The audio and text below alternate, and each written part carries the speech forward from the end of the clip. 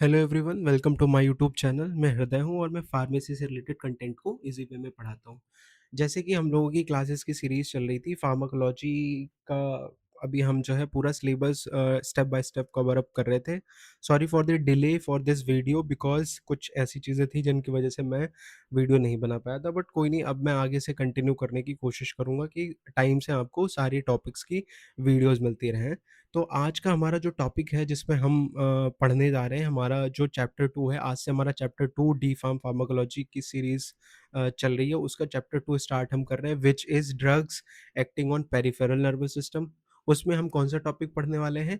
Steps involved in neurohumoral transmission. Neurohumoral transmission क्या होता है और क्या-क्या स्टेप्स होते हैं? न्यूरॉन्स कैसे हमारी बॉडी के अंदर इलेक्ट्रिकल और केमिकल सिग्नल्स को फर करते हैं, ये हम सारी चीज़ों को बिल्कुल बहुत ही बेसिक और ईज़ी वे में पढ़ेंगे, जिससे कि हमें ये टॉपिक बहुत अच्छे से क्लियर हो जाए। हमारे एग्ज़ाम पॉइंट ऑफ व्यू से, हमारे कॉम्पिटिशन पॉइंट ऑफ व्यू से, हमारे वाइवा पॉइंट ऑफ व्यू से हम सारी चीज़ों को बहुत अच्छे से कवर अप करेंगे। तो अब पहले हमारे मन में क्वेश्चन आना चाहिए कि ये न्यूरोह्यूमरल ट्रांसमिशन होता ही क्या है?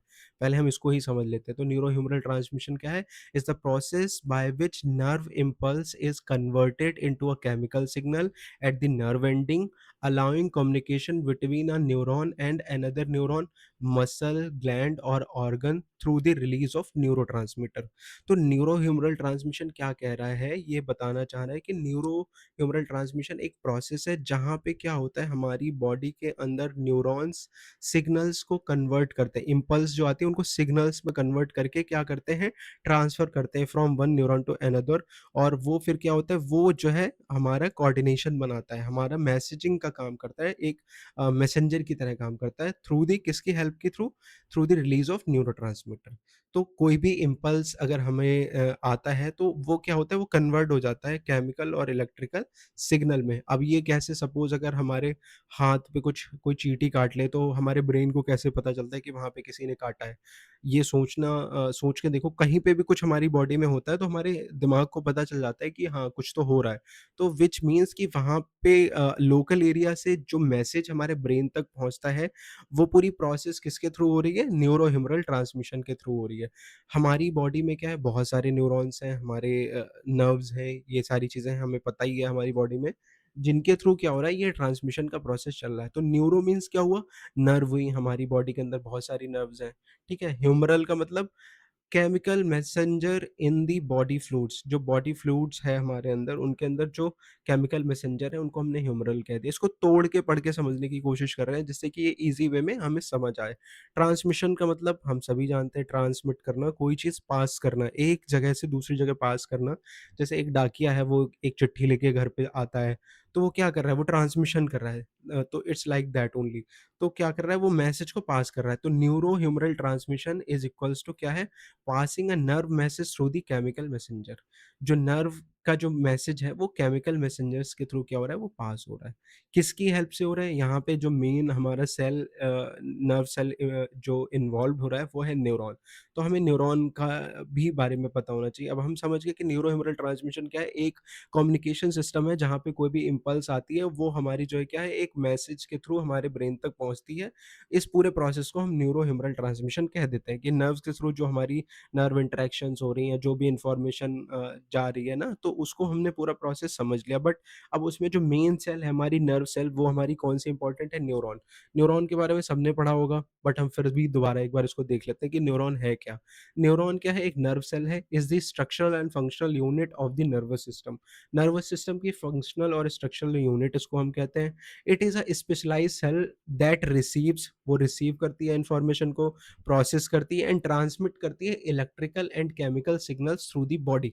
हमारी बॉडी के अंदर ये क्या करता है, ये हमारे इंफॉर्मेशन को, किसी भी स्टिमुलाई को, किसी भी सिग्नल को रिसीव करता है, प्रोसेस करता है, ट्रांसमिट करता है थ्रू दी कैसे, electrical and chemical signals with in the body, हमारी बॉडी के अंदर। अब हमारी बॉडी में एक हम ये भी समझ लेते हैं कि हमारा ह्यूमन ब्रेन है। Human brain approximately 86 billion neurons को कैरी करता है। हमारे ब्रेन में 86 बिलियन न्यूरॉन्स होते हैं। तो ये था न्यूरॉन्स के बारे में। अभी हम इसके स्ट्रक्चर को भी पढ़ेंगे। ये देखो यहाँ पे साइड में जो है वो न्यूरॉन का स्ट्रक्चर बनाया हुआ है। इसको हम देखते हैं, ये एक नेटवर्क लाइक स्ट्रक्चर दिख रहा होगा, बिल्कुल नेटवर्क की तरह। हमारे मोबाइल नेटवर्क जैसे होते हैं ना कि हम यहाँ से बैठ के कहीं पे भी कॉल कर लेते हैं, उसी तरीके से आप इसको समझ सकते हो।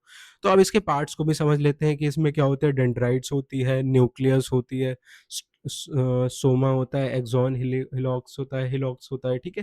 तो ये क्या है, ये इसके कुछ पार्ट्स हैं। तो अब यहाँ पे नोड ऑफ रेनवायर है, शॉन सेल्स हैं, माइलिन शीथ है, एक्सॉन है, प्री साइनेप्टिक टर्मिनल्स होते हैं। तो ये क्या है, ये इनके क्या है, ये इसकी कंपोजिशन है। यहाँ पे हमें पता है कि कितने-कितने इसके पार्ट हैं।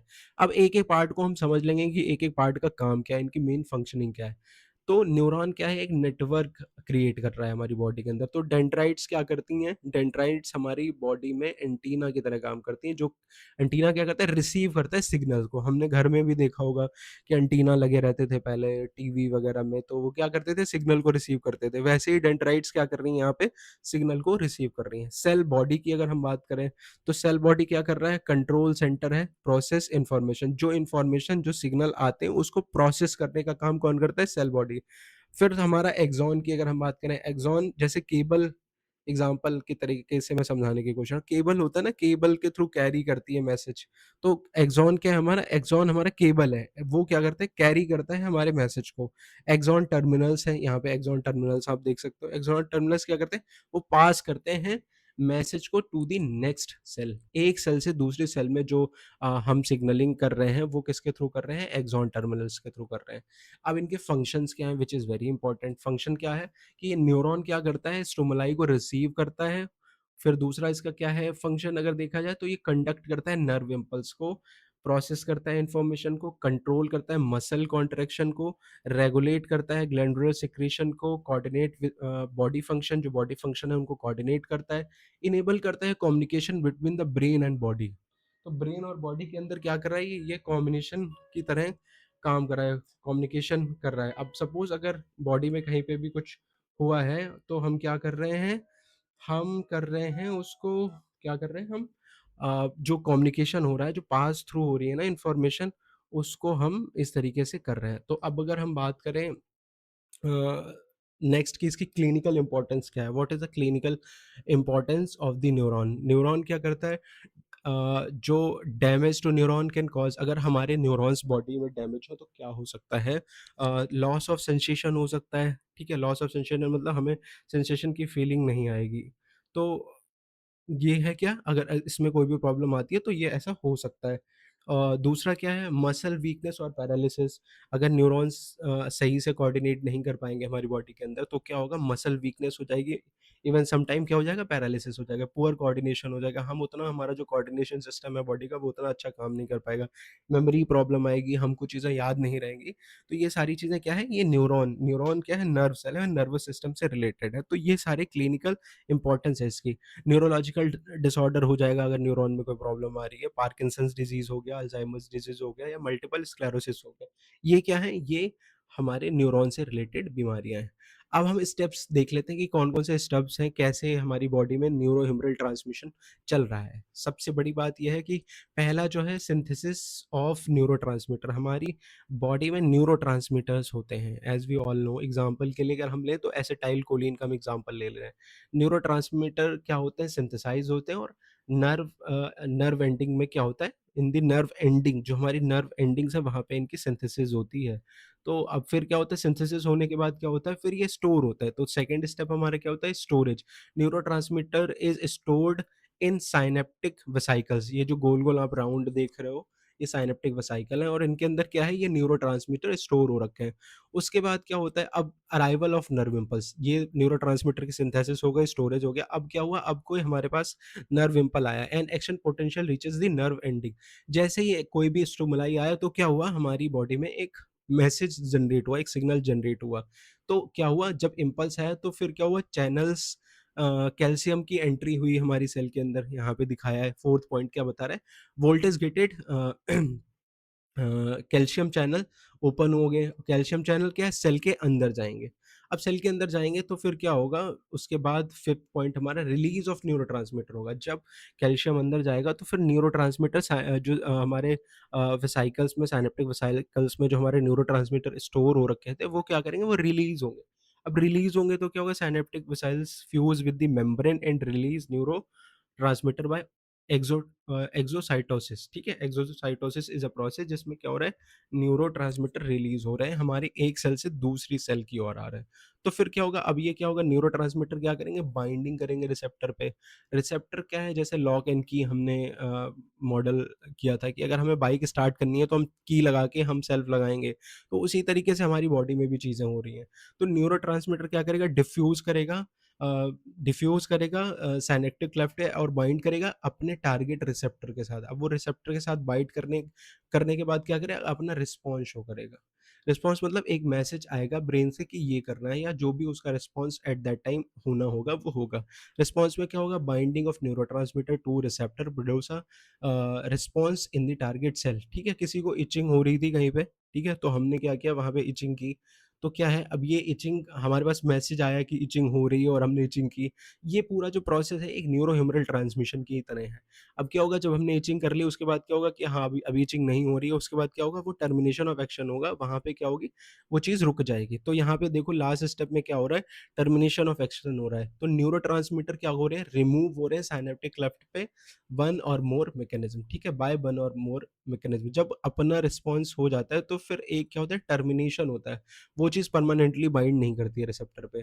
जैसे एंजाइमेटिक ब्रेकडाउन होगा, एसिटाइलकोलिन जो है वो ब्रेकडाउन किसके थ्रू होता है, एसिटाइलकोलिन एस्टरेज के through.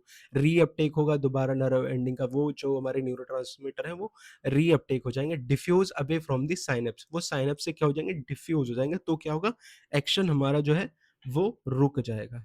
This is the complete process of neurohumoral transmission. ये बहुत ईज़ी है, आप पूरे डायग्राम में एक-एक पॉइंट को समझ सकते हैं।